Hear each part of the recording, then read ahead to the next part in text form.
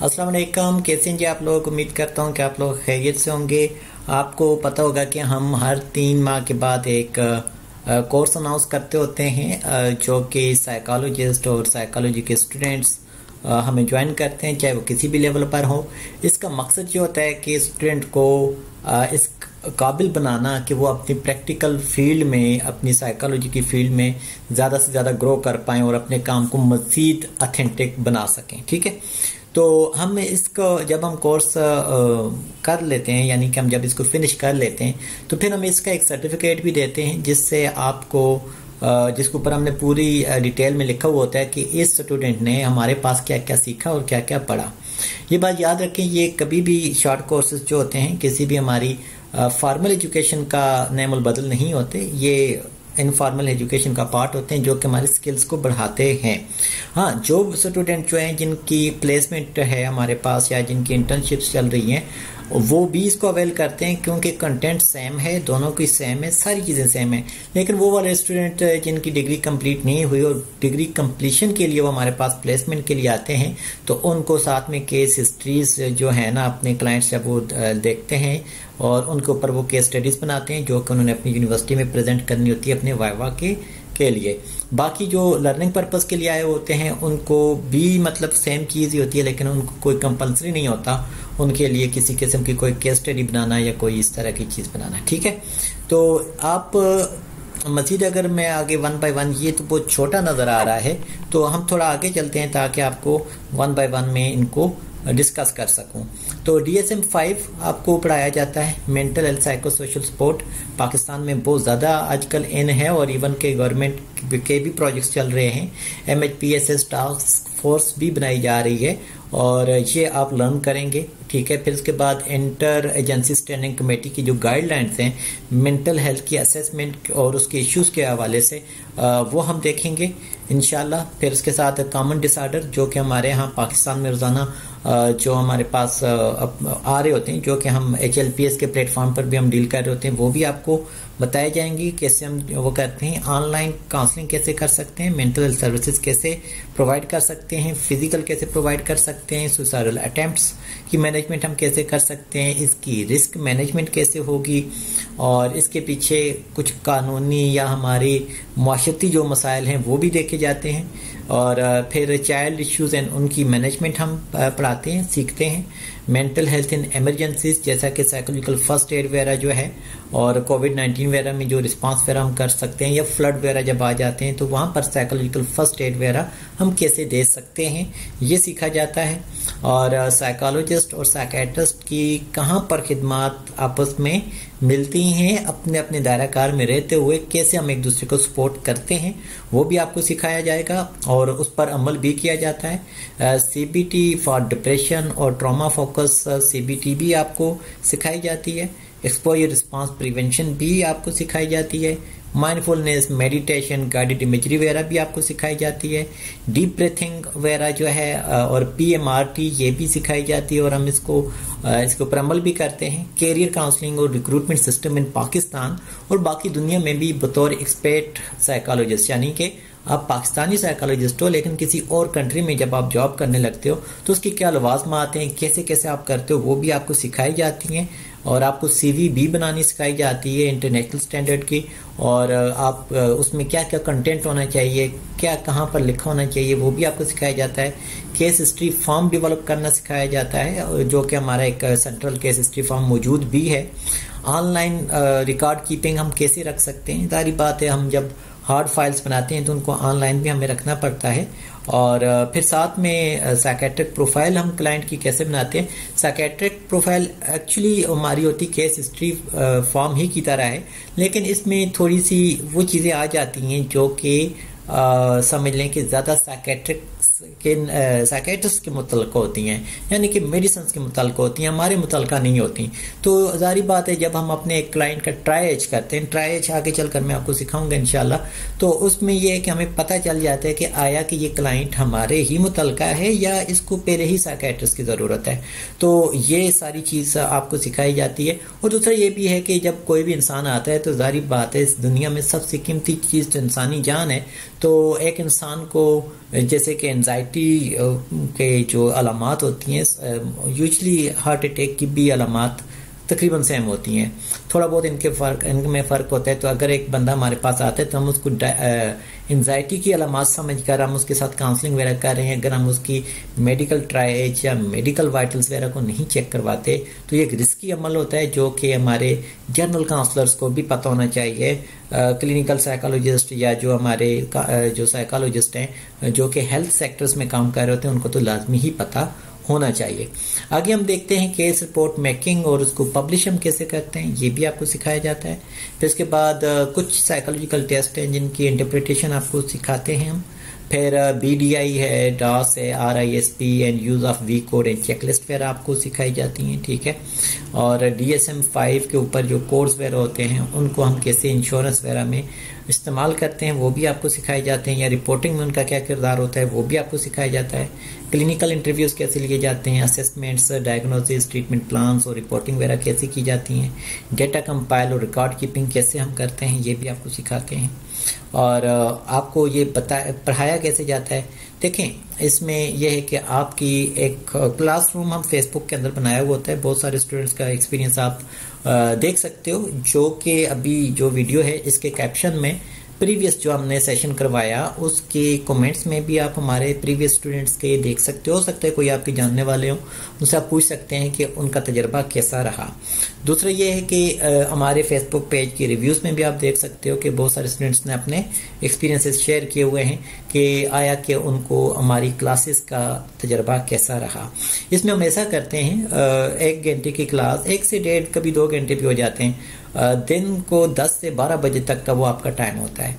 हम उसको लाइव भी चलाते हैं, यानी कि जैसे अभी मैं आपको पढ़ा रहा हूँ या सॉरी मैं जैसे ये रिकॉर्ड कर रहा हूँ, तो इसी तरह से हमारा लेक्चर हर लेक्चर इसी तरह रिकॉर्ड भी होता है। और इसी तरह से अगर मेरे पास अगर कोई लाइव बैठा हुआ हो तो वो भी देख रहा होता है, और फिर साथ में यही चीज़ जो है हमारी बड़ी स्क्रीन पे डिस्प्ले पे भी चल रहा होता है। जो फिजिकल वाले होते हैं वो इस तरह से भी देख रहे होते हैं और साथ में ये सारा निज़ाम चल रहा होता है, ठीक है। अच्छा, फिर जो हमारी जो फिजिकल डिस्कशन होती है उसको हम वहीं पे स्टॉप कर देते हैं, क्योंकि फिर वीडियो बहुत लंबी हो जाती है।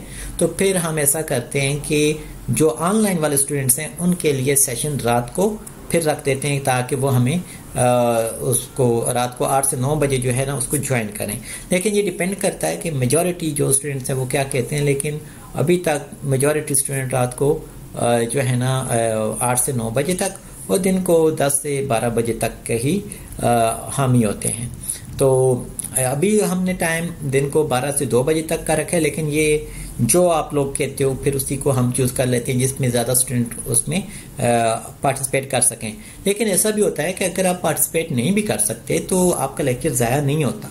इवन कि 16 जून 2020 से हम ये कोर्स करवा रहे हैं, तो तब से हमारे पास जो स्टूडेंट्स हैं उनके लेक्चर्स अगर उस टाइम जो कुछ बीमार भी हो गए थे तो उस टाइम उन्होंने नहीं देख सके तो बाद में लेक्चर्स देखते रहते हैं, तो क्वेश्चंस पूछते रहते हैं, अपने ग्रुप में आते हैं, अपने क्लासरूम में आते हैं और पूछते हैं। और हमारा एक कंप्रिहेंसिव ग्रुप भी है, उसमें भी पूछ सकते हैं और मतलब कि इंडिविजुअली भी पूछ सकते हैं, तो हम उनको जवाब देते रहते हैं, ठीक है। फिर उसके बाद सैटरडे संडे हम ऑफ रखते हैं। और अपॉर्चुनिटीज़ आपको इसके बाद क्या मिलती हैं, अपनी प्रोफाइल को आप स्ट्रेंथन करने में मदद मिलती है। आप एज एक्सपर्ट साइकोलॉजिस्ट अप्लाई कर सकते हो, आपको मैं वो तरीक़ाकार भी सिखा देता होता हूँ। आप अपनी क्लिनिक को भी इस्टेब्लिश कर सकते हो, बना सकते हो, वो भी आपको सिखा दिया जाता है। और फिर इसके बाद जॉब रेफरेंसेस की अपॉर्चुनिटीज़, ये बहुत एक होता है कि बहुत सारी जगहों पर हमारा पहले से एक्सपीरियंस नहीं होता।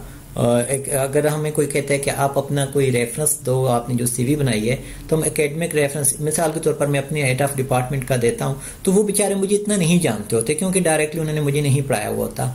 टीचर्स हमें कोई एक आध सब्जेक्ट पढ़ाते हैं, रिसर्च सुपरवाइजर हमें सिर्फ रिसर्च पढ़ाते हैं, ओवरऑल वो हमें हमारी परफॉर्मेंस को नहीं जानते।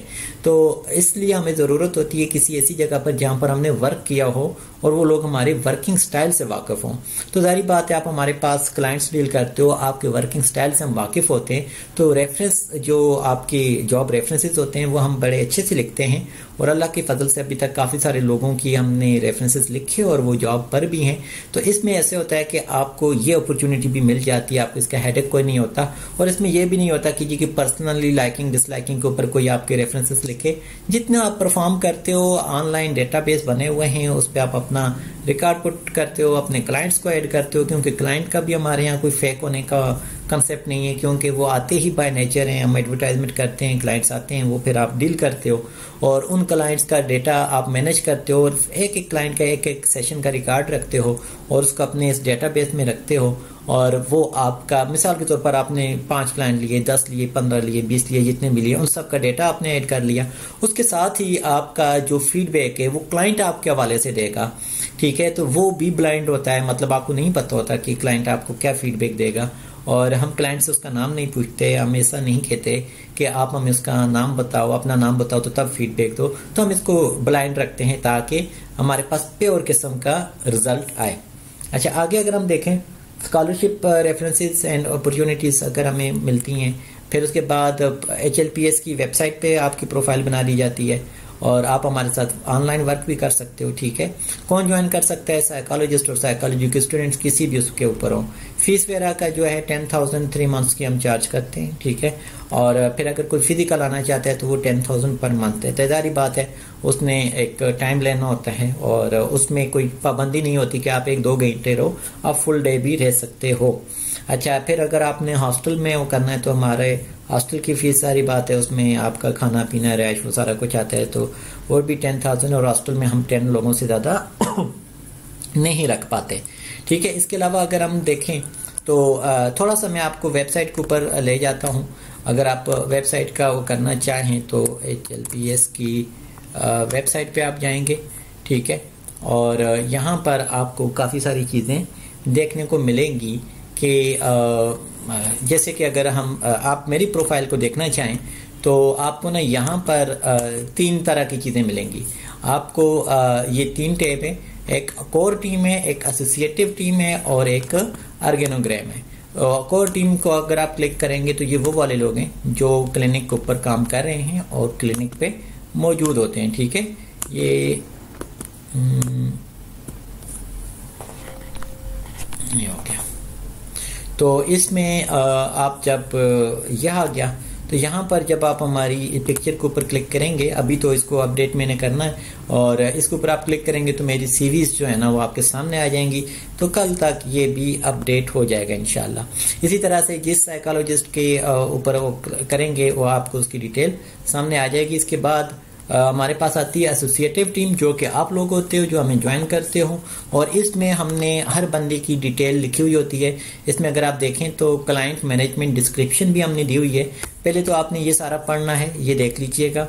फिर उसके बाद आपने BS के स्टूडेंट जो हैं, जो कि अभी स्टूडेंट हैं, या पोस्ट ग्रेजुएट डिप्लोमा जो कि वर्चुअल यूनिवर्सिटी वगैरह करवा रही होती है, तो जारी बात है वो अभी साइकोलॉजिस्ट तो होते नहीं है, लेकिन साइकोलॉजी की फील्ड के साथ लिंक्ड हो जाते हैं। तो उनसे हम क्या काम लेते हैं, वो हम उनसे ट्राइज का काम लेते हैं और फिर उनसे रेफरल्स वो बनाते हैं।